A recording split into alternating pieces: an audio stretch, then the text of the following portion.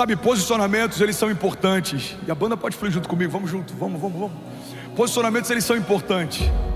Os posicionamentos definem se os caminhos que você está seguindo são caminhos de vida ou de morte. Os posicionamentos que você tem ao longo da tua jornada, Camila, definem se você vai prosperar ou se você vai sucumbir. Se você vai ter à sua mesa bons conselheiros ou pessoas que vão afundar você ao longo da sua jornada.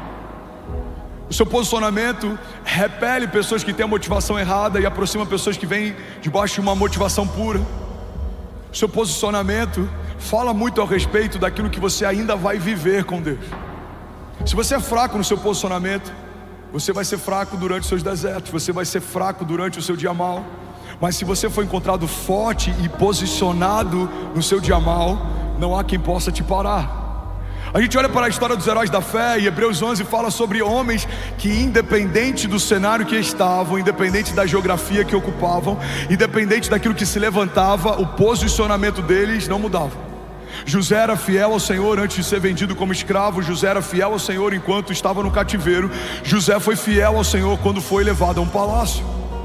Davi era zeloso com as coisas do pai, quando aquilo que ele cuidava era do seu pai natural. Ele pastoreava o rebanho do seu pai. Davi continuou zeloso com as coisas do seu pai celestial, quando Deus confiou a ele o reinado sobre Israel, a menina dos seus olhos.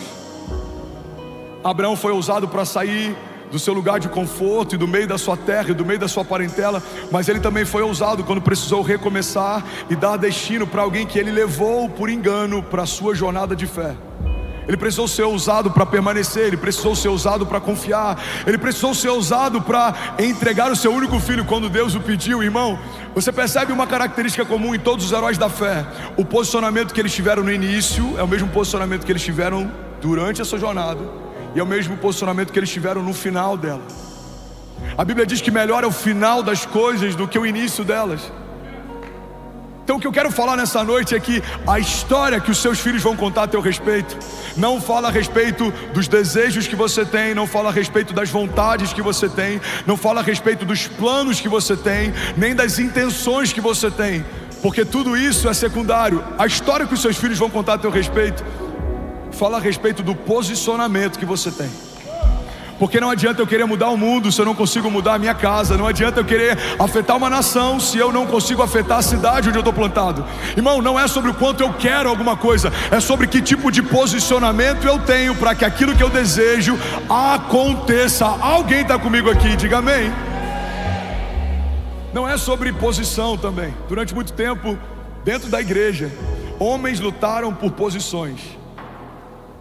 Sou o terceiro tesoureiro assistente da 2ª Secretaria de Missões. Eu sou o 4º carimbador da junta de jovens da regional tal. Tem muita gente que se satisfez mesmo sem frutificar, sem gerar, sem fazer, porque recebeu em algum momento uma posição. Mas a história bíblica nos mostra que posição e posicionamento são coisas completamente diferentes. Judas tinha uma firme posição, ele era o tesoureiro do ministério de Jesus. Satanás tinha uma posição ímpar, ele era querubim ungido, classe única. Sansão tinha uma posição, nazireu desde o ventre, nunca bebeu bebida alcoólica, gerado por Deus como resposta e de oração de um povo, libertador de uma nação. Todos esses homens ocupavam posições extraordinárias, mas o posicionamento deles mudou o final da sua história. Irmão, não é sobre o que você carrega ou sobre a quantidade de promessas que Deus te fez, não é sobre o potencial que você tem ou o quanto de recursos você tem, não é sobre o lugar que você foi gerado ou o sobrenome que você carrega, não é sobre essas coisas, é sobre o que você faz com aquilo que você recebeu. Tem pessoas mais apaixonadas do que a gente, que tem menos estrutura do que a gente, que conhecem o evangelho há menos tempo do que a gente, estão queimando mais do que nós. Tem pessoas que estão se doando pelo evangelho, pela causa, estão literalmente enfrentando a morte todos os dias para que Jesus seja conhecido, e eles têm menos estrutura do que a gente, estão fazendo infinitamente mais, assim como também tem igrejas extraordinárias, com estruturas extraordinárias, com patrimônios extraordinários, mas eles não têm nada além de patrimônio e estruturas, porque não há mais vida fluindo usufruindo dentro dos seus prédios vazios. Irmão, não é sobre posição, não é sobre patrimônio, não é sobre status, não é sobre nomes, não é sobre acessos, não é sobre networking, é sobre como você está posicionado em Deus, e é sobre que tipo de posição você quer ocupar no reino de Deus. Alguém comigo aqui, diga amém. Uma mensagem como essa, num lugar como esse, ela não é só importante, ela é cirúrgica. Alphaville por muitos e por muito tempo foi conhecido como a terra do networking, a terra da oportunidade. E todo lugar que tem muita oportunidade, você sabe, atrai muitos oportunistas. Todo lugar que tem muitas pessoas de acesso, atrai pessoas que só querem acessos. E eu creio que é por isso que Deus está fazendo no coração de um lugar tão simbólico algo tão genuíno. Porque quando o reino dele se estabelece, todos os outros altares precisam ser quebrados. Então o que a gente está declarando? Jesus, Alphaville, no que depender de nós, não vai ser conhecido como a terra do network, vai ser conhecido como o lugar onde o reino de Deus está se expandindo com velocidade e com autoridade. E há uma nova canção sendo cantada nas ruas da cidade, e há um novo tema sendo conversado nas mesas dos cafés da cidade. As pessoas não falarão tanto sobre que oportunidade agora nós temos para investir, não, isso vai acontecer, mas é secundário. O que vai tomar a pauta da cidade é: você viu o que Deus está fazendo nesse lugar? Deus está fazendo uma coisa nova. Alguém crê nisso aqui em nome de Jesus? Diga: eu creio. Vamos, diga que Deus está fazendo uma coisa nova. Sabe, a nossa posição em Deus está acima de todo poder ou autoridade, principado ou potestade. Foi outorgado a você, foi dado a você, foi confiado a você a autoridade para ligar e desligar. Você não é uma pessoa qualquer, a vida de Deus habita em você. Você não tem um destino qualquer, foi o próprio Deus que desenhou a sua história. Você não tem uma proteção qualquer, é o Senhor dos exércitos que vai à tua frente. Você não tem um provedor qualquer, é o Deus da provisão que usou o ouro para pavimentar ruas, que garante o teu sustento. Você não tem um conselheiro qualquer, é um maravilhoso conselheiro que gera impressões no teu interior e te fala a respeito de coisas que você sozinho não saberia. Você não tem qualquer pessoa para manter a tua casa em paz, é o príncipe da paz que guarda a tua mente, o teu coração, os teus passos, os teus filhos. Você não faz parte de um reino qualquer, você faz parte do reino de Deus. Sabe, a palavra de Deus fala sobre algo que eu amo. A Bíblia diz assim: fomos transportados do império das trevas para o reino do seu Filho amado. E é interessante porque a Bíblia não faz um contraponto só entre trevas e luz, mas faz um contraponto entre uma estrutura que é diferente. O império das trevas versus o reino de Deus. Qual a diferença entre o império e o reino? A diferença é que o império, ele pode ser feito por um homem, self-made, homens que começaram impérios do nada. O império, ele pode ser construído a partir de boas estratégias, a partir de bons negócios, a partir de bons investimentos. O império fala a respeito de algo que pode ter começado do nada, e assim como impérios começam do nada, alguns deles, eles cessam do nada também. Mas reino não, reino é hereditário. Ninguém passa a reinar porque quis reinar. Você só pode reinar se um rei te confia algo através de filiação. Um reino não tem votação, não tem democracia. No reino, ninguém vota para tomar uma decisão. Existe um rei que decide, e existe um reino que se submete àquilo que ele decidiu. Existe um rei que dá uma palavra, e existe um reino que caminha debaixo da palavra que o rei liberou.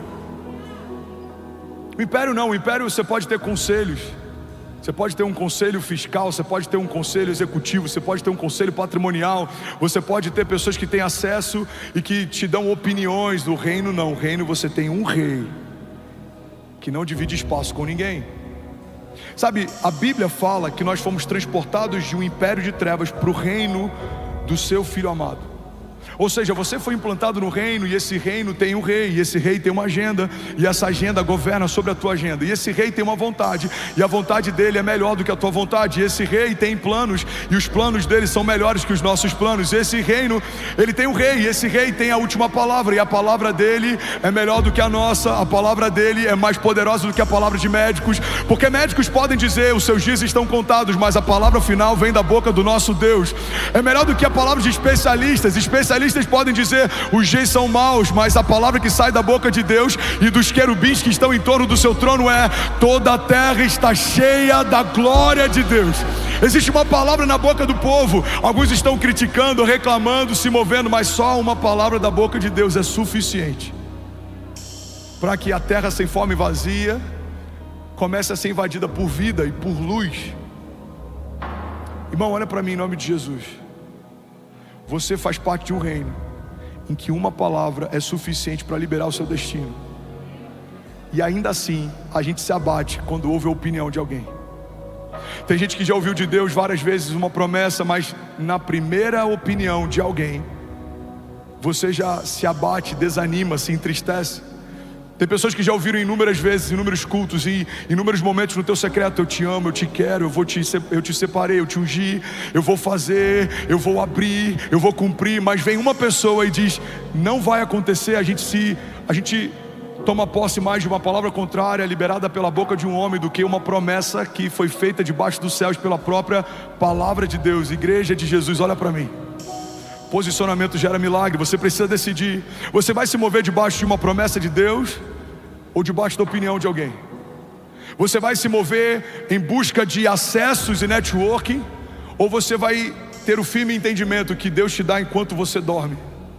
O seu nome está sendo soprado em mesas que você nem sabe. Se você for fiel ao Senhor, Deus vai te dar, Ele vai te colocar, Ele vai fazer, Ele vai expandir infinitamente mais do que tudo que você já pediu ou pensou um dia. Porque não é sobre a força do nosso braço, é sobre a força do nosso Deus. Ele é poderoso para fazer infinitamente mais do que tudo que pedimos ou pensamos, segundo o seu poder que em nós atua. Há alguém comigo aqui em nome de Jesus?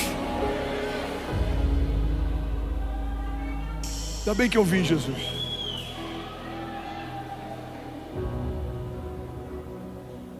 Você precisa ter uma dinâmica de fé que provoca milagres. Igreja, olha para mim. Uma fé ativa libera milagres reativos, mas uma fé passiva não muda nada. Tem gente que acredita que o fato de estar exposto por 40 minutos a uma pregação num domingo é suficiente para mudar o seu destino profético. Não é. Assim como ouvir um empreendedor de palco por 40 minutos falando em algum summit ou alguma palestra não vai te tornar um empreendedor extraordinário. Assim como ouvir uma sequência de reels sobre um pai falando sobre criação de filhos não vai te tornar pai. Em que momento a gente acreditou que sentar numa igreja e ouvir uma mensagem é suficiente, quando aquilo que Deus tem para nós, olhos não viram, ouvidos não ouviram e não penetrou no coração do homem? Irmão, você precisa se posicionar, porque a vida passa rápido demais. Um piscar de olhos e 10 anos se passaram. Deus te chamou para fazer história com Ele, e a história que Ele quer fazer com você dura para sempre. Eu estava esses dias numa reunião de homens de negócios que eu discipulo, e eu falei com eles: quantas formações vocês têm? Alguns médicos tinham 3 especializações, 2 especializações. Falei: quantos livros da Bíblia você já leu? Porque a gente não vai ter desculpa de chegar naquele grande dia e dizer que a gente não teve tempo, quando a gente concluiu 3 faculdades, mas não concluiu 4 evangelhos. Eu perguntei para um deles: quantos aqui trabalham com o mercado financeiro? 4 deles trabalhavam. Falei: você não vai ter a desculpa de falar que não estudou sobre a eternidade. Você estudou sobre investimentos de longo prazo, mas o longo prazo para o mercado são 50 anos. O longo prazo para o evangelho é a respeito de vida eterna. Não gasta toda a sua vida aprendendo sobre algo que dura 50 anos, quando a palavra de Deus quer te ensinar num caminho que vai te levar para um lugar que dura para sempre. Alguém está comigo aqui? Em nome de Jesus, receba isso com muito amor. Jesus não morreu para você se tornar evangélico, irmão. Jesus não morreu para você se tornar crente. Jesus morreu e ao terceiro dia ressuscitou, voltou dos mortos, está sentado à direita do Pai, e Ele intercede por nós para você se tornar filho. E o Filho também é herdeiro, somos herdeiros de Deus e co-herdeiros em Cristo Jesus. E o Filho também é embaixador, somos embaixadores de Cristo e carregamos e expressamos as realidades do reino em que fomos firmados. E você também faz parte desse reino. E as posições que você ocupa e o posicionamento que você tem vão definir que tipo de história você vai construir com Deus. Alguém está comigo aqui? Diga amém.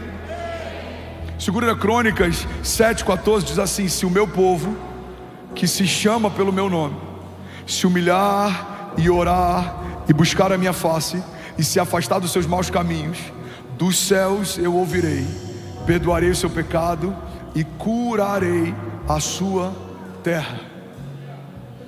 Sabe, 2 Crônicas fala a respeito de uma resposta dos céus a um posicionamento da terra.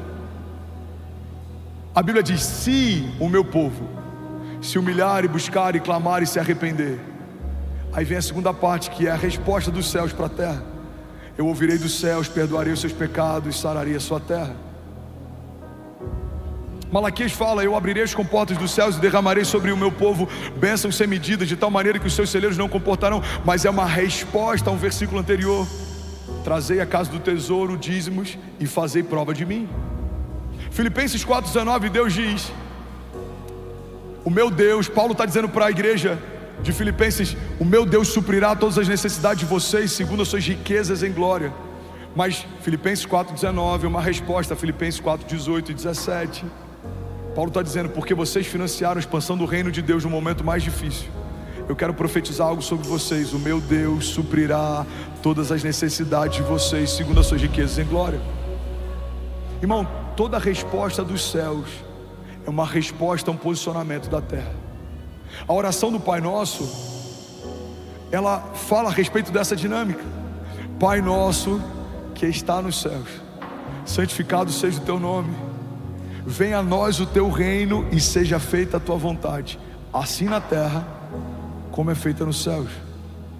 Pastor, qual é o posicionamento que eu preciso ter? Você precisa conhecer as realidades dos céus, você precisa trazer isso para a terra. Bill Johnson diz que a fé significa nos apossarmos das realidades dos céus e colidirmos violentamente com as realidades ao nosso redor, porque um reino inferior não subsiste. Mas como eu posso viver as realidades dos céus se eu nem sei quais são as realidades que existem lá? Como eu posso trazer dos céus para a terra milagres, promessas, se eu nem sei as promessas que eu carrego? A Bíblia diz: o meu povo perece por falta de conhecimento. Uma das perguntas que eu mais recebo quando eu vou pregar em outros lugares é: pastor, qual é o meu chamado? Eu falo: irmão, se você que foi chamado não sabe, como é que eu vou saber? Mas o Deus que te chamou sabe, e Ele está pronto para te responder essa pergunta. O dono do teu futuro, o dono da tua história, quem te fez, Ele te aguarda para revelar para você as suas perguntas e dúvidas. A Bíblia diz: clama a mim e responder-te-ei, e anunciar-te-ei coisas grandes e insondáveis que não sabes. Sabe, no início do ano Deus me deu uma palavra: acessamos um ano em que cresceremos para dentro. E Deus me deu alguns balizadores para esse ano: profundidade e santidade. E o que eu sinto que Deus está fazendo com a gente é que Deus quer que a gente não seja só uma casa que recebe pessoas, mas seja uma casa de destino para muitas pessoas também. Você não vai ser um membro comum de igreja, e agora eu estou profetizando sobre alguém. Você foi alistado no reino de Deus e você vai se tornar quem Deus te chamou para se tornar. Você vai viver o que Deus te chamou para viver. Deus não te chamou para assistir avivamento, Deus te chamou para se tornar avivamento. Deus não te chamou para assistir milagres, Deus te chamou para se tornar milagres. Deus não te chamou para assistir movimentos, não, Deus te chamou para participar do movimento dele na terra. Você não vai ser alguém que assiste de forma passiva, não, você é um agente de Deus.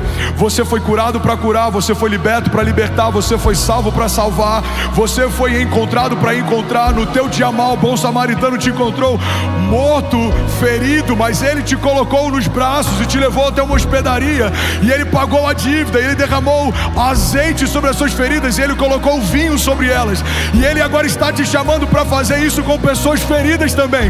Você não vai ser um crente comum, você não vai se tornar um evangélico de banco, você não vai ser alguém que é servido mas não serve, recebe mas não derrama. Não, você vai ser alguém alguém que é resposta de uma geração, porque antes de nós, uma geração clamava: Senhor, levanta na terra, uma geração apaixonada, intensa. Pai, nós declaramos: nós somos essa geração que não negocia, que não se dobra, que não desanima, que não retroage. Nós colocamos a mão no arado e nós não voltaremos atrás. Pai, nós declaramos em nome de Jesus: os nossos filhos contarão histórias a respeito desses dias.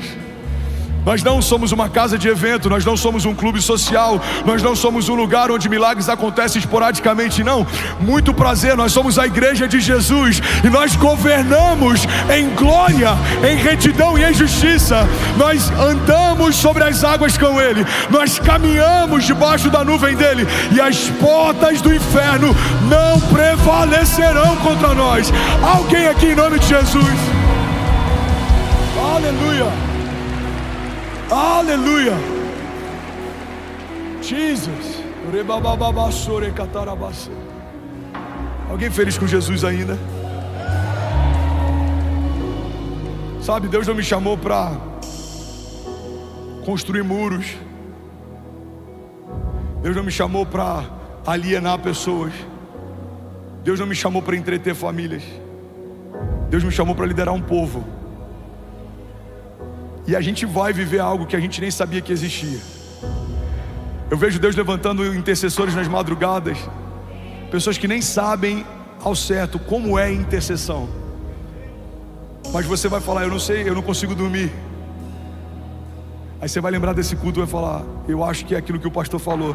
Deus está me chamando para orar e interceder. Você vai dobrar os seus joelhos, você vai começar a clamar: Pai, guarda as famílias da igreja. Pai, guarda as crianças da igreja, que não haja sobre elas abuso, que não hajam acidentes, que não hajam escândalos. Jesus, guarda a liderança da igreja. Jesus, guarda os voluntários da igreja. Você vai começar a interceder, e à medida que você vai cobrindo a igreja, você vai sendo revestido pelo reino, e à medida que você vai servindo ao corpo, você vai recebendo novas porções de autoridade. Irmão, não faz sentido uma casa que recebe 15 mil pessoas ter 1.500 voluntários ativos. Não faz sentido 10% de nós ter entendido que é melhor servir do que ser servido. Não faz sentido a gente achar que a oferta que a gente entrega é suficiente. Não. Deus não precisa do seu dinheiro, Ele quer o seu coração. A oferta é só uma forma de testar o teu coração. Deus quer você, Ele quer o seu tempo com Ele, Ele quer o seu tempo buscando Ele. Eu creio que é isso que Deus está gerando em nós. Uma igreja viva, apaixonada, apaixonante, uma igreja vibrante, uma igreja que flui nos dons, uma igreja que ama o lugar secreto. Alguém comigo aqui? Uma igreja que durante a adoração, quando a presença dele se move no salão, a gente se cala. Uma igreja que quando a voz de Deus fala, nada mais importa. Uma igreja que ama milagres, uma igreja que ama o perdido, uma igreja que foi chamada para confundir os que pensam que são, porque sabe que não é, mas depende de tudo do grande eu sou. Pai, nós sabemos que nós não temos, que nós não sabemos, que nós não podemos, mas nós conhecemos quem sabe. O Senhor pode, o Senhor sabe, o Senhor tem, e debaixo do teu nome nós avançaremos. Jesus, nós te pedimos uma nação por herança. A tua palavra diz: pede-me as nações por herança, e eu te darei os confins da terra como a tua propriedade. Jesus, nós cremos que aquilo que começou aqui em São Paulo, Alphaville, não é só sobre esse lugar, não é só sobre um bairro, não é só sobre um povo.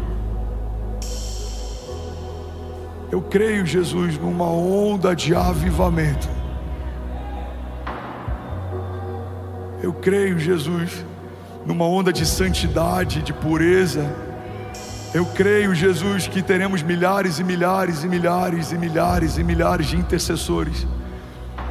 Eu creio que a gente vai chegar no momento em que a gente vai ter mais pessoas visitando a nossa casa de oração do que a bookstore.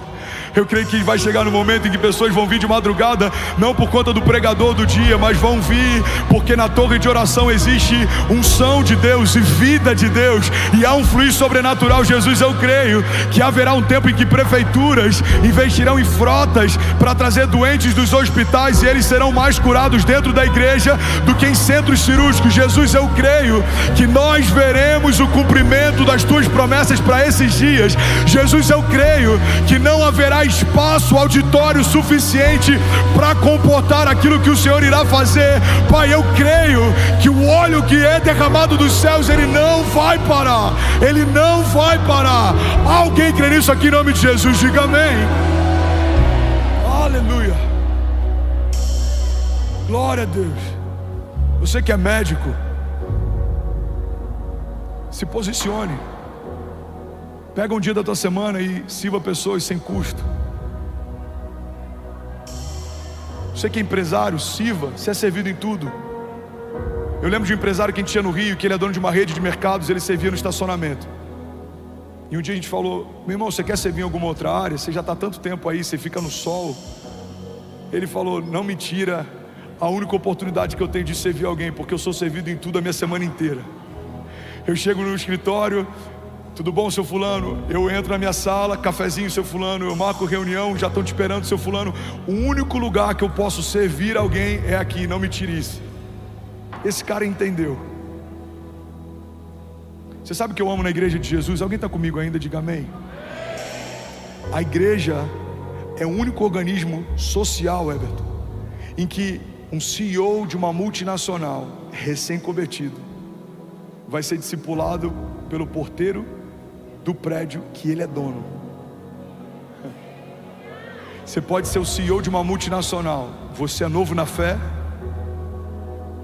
você vai chegar na igreja e talvez tenha alguém ali que vai te discipular, que não é adulto como você, não é culto como você, não tem os recursos que você tem, mas conhece do reino de Deus infinitamente mais do que você já conheceu um dia.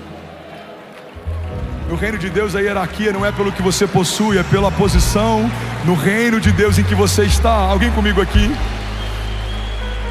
Jesus pega Pedro, um homem rude, pescador, e estabelece como um apóstolo da igreja primitiva.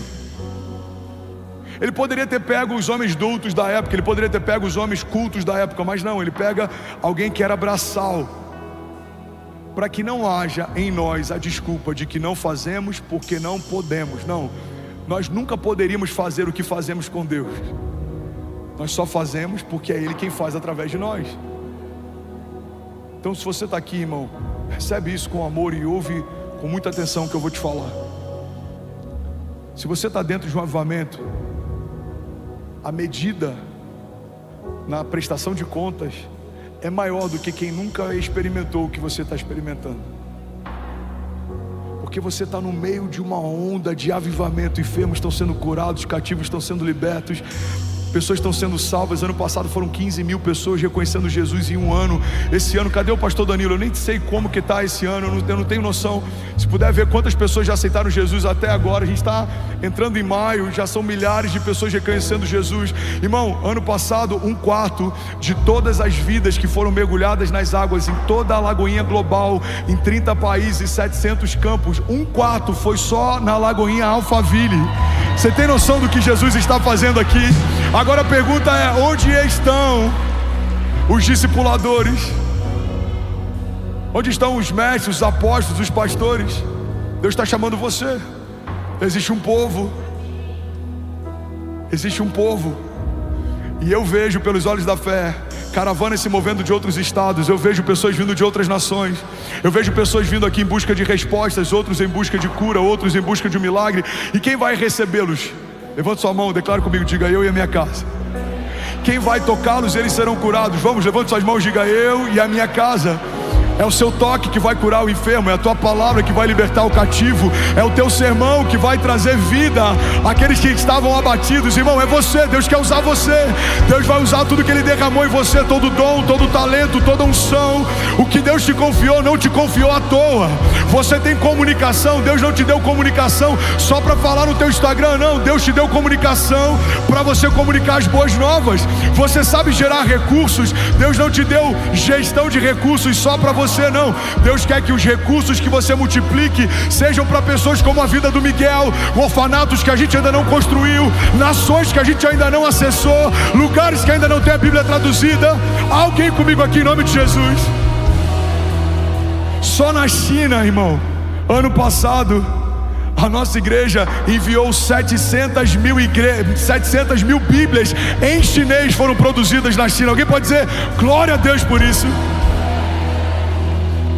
Agora, imagina quando todos nós estivermos posicionados. Esses dias eu postei um stories de alguém na China assistindo um culto da Lagoinha Alphaville com uma Bíblia em mandarim aberta.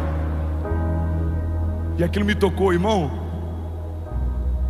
Eu não sei se o pastor André falou sobre isso aqui no Experience, mas a gente está abraçando um ministério que são mais de 30 igrejas underground na China, igrejas subterrâneas na China, que o evangelho está sendo pregado. Por quê? Porque pessoas entenderam o chamado e foram quando Deus chamou para ir. Deus tem um chamado para você. Olha para mim em nome de Jesus. Você que é classe média, Deus não te chamou para ser alguém da classe média que tem contas pagas em dia, um bom carro e que vai ter filhos e morrer. Não. Você que é multimilionário, Deus não te chamou só para ser um multimilionário. Porque não é sobre o que você tem passa, é sobre quem você está se tornando. Você que está passando um momento de crise financeira, talvez está no seu pior momento. Você não é o seu momento, você não é a sua crise. Você é quem Deus diz que você é. Você pode o que Deus diz que você pode. Quando a gente entende que excede posses, status, acessos, aí a gente pode perceber que talvez a gente tenha se tornado multimilionário para fora, mas a gente ainda é pobre por dentro. A gente pode perceber que talvez a gente seja muito bem quisto do lado de fora, mas a gente está seco do lado de dentro. Agora imagine que extraordinário você ser alguém que está construindo algo fora do comum do lado de fora e é alguém sobrenatural do lado de dentro. Irmão, eu creio que Deus quer levantar pessoas assim nesses dias. Alguém comigo? Eu creio que Deus quer levantar pessoas assim nesses dias. Pessoas que são resposta de oração para uma geração. Pessoas que são resposta de oração para uma universidade. Pessoas que são resposta de oração para um hospital inteiro. Pessoas que são resposta de oração para um ciclo social. Pessoas que são resposta de oração para um governo ou para um ministério. Pessoas que são resposta de oração para uma cidade ou para um bairro. Alguém comigo aqui? Levante suas mãos, eu quero profetizar sobre você. Conseguiu os números? Quantas pessoas? Mais de 5 mil pessoas aceitaram Jesus até o mês 4 desse ano.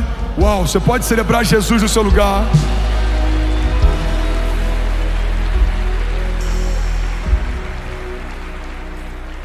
Pastor, por que não é 10 ainda? Porque falta você no exército. Que 10 pastores não vão conseguir fazer aquilo que 60 pastores farão. Porque 1.500 famílias que servem não vão fazer aquilo que 15 mil famílias farão. Falta você nessa conta, mas hoje é o dia do alistamento de Deus para as nossas famílias. Você recebe isso? Levante suas mãos, feche seus olhos, eu quero profetizar sobre você. Pai, um dia eu ouvi que o lugar mais rico da terra é o cemitério. Porque lá existem milhares de livros que não foram escritos. Lá existem milhares de projetos que não foram tirados do papel. Lá existem milhares de músicas que não foram gravadas. E um dia eu ouvi de alguém que Alphaville é um cemitério ministerial. Muitos grandes homens e grandes ministérios vieram para cá e não prosperaram nesse lugar. Jesus, se é verdade que o cemitério carrega tantas coisas preciosas que foram esquecidas ou abandonadas, estamos pisando em um dos lugares mais ricos do Brasil. Muitas pessoas se moveram para Alphaville em busca de um sonho e perderam a capacidade de sonhar. Muitas pessoas se moveram para cá em busca de uma oportunidade e perderam a pureza quando a oportunidade surgiu. Jesus, eu oro para que no coração de São Paulo, em Alphaville, Brasil, comece a ser noticiado uma onda de pureza e de bondade, de santidade e de milagres, que é algo inédito. Pai, eu oro para que a gente viva não só nessa igreja. Teu reino não é sobre uma casa ou sobre uma placa, mas nas igrejas de Alphaville. Eu oro para que haja uma expansão. Eu oro para que haja uma multiplicação. Jesus, eu oro por um tempo de ativação. Dons sendo ativados, ministérios sendo ativados, talentos sendo desenterrados, famílias sendo posicionadas, voluntários apaixonados. Jesus, eu oro por um tempo em que nós veremos a sua glória, não só durante os cultos, mas em tudo que a gente faz, de segunda a segunda, Pai, de milagre em milagre, de glória em glória, de batalha em batalha. Nós veremos a sua bondade, Jesus, nós veremos a tua fidelidade, nós veremos a expansão, nós veremos o cumprimento de promessas. Os testemunhos serão múltiplos, eles serão diferentes, eles serão de todos os tipos, acontecendo todos os dias, com pessoas diferentes, Pai. Testemunhos de livramento, testemunhos de cura, testemunhos de provisão, testemunhos de multiplicação. Pai, eu oro para que pessoas sejam curadas na fila antes de entrar nos cultos. Não vai depender só de um momento de oração por cura dentro de um culto, não. Pessoas serão curadas só em acessar a tua presença. Pai, eu oro por um mover, eu oro por uma onda de avivamento que vai despertar empresários, influenciadores, atletas, pessoas que trabalham em todos os tipos, operários, Pai, mães solteiras, mulheres que sustentam suas casas, homens que são homens de governo, filhos, aqueles que também não têm pais, órfãos. Jesus, eu oro por uma onda de avivamento que vai tocar gerações diferentes, faixas etárias diferentes, classes sociais diferentes, e a gente vai estar de mãos dadas. Vão ter pessoas simples de mãos dadas com pessoas ricas, mas a gente é um só, porque somos parte de um corpo, e nós entendemos, e nós nos posicionamos, e nós cremos que onde há unidade na igreja, há derramar de unção, e mais autoridade, e mais glória, e mais unção, e mais milagres, e mais romper.